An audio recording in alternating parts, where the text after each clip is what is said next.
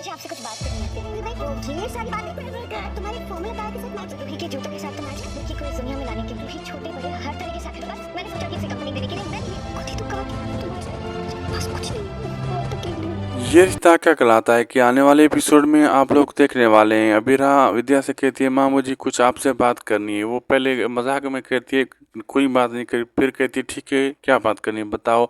उसकी जब विद्या की नज़र अबीरा के जूतों पर पड़ती है, वो कहती है ये क्या जूते पहने, ये तो आपसे मैच नहीं कर रहे।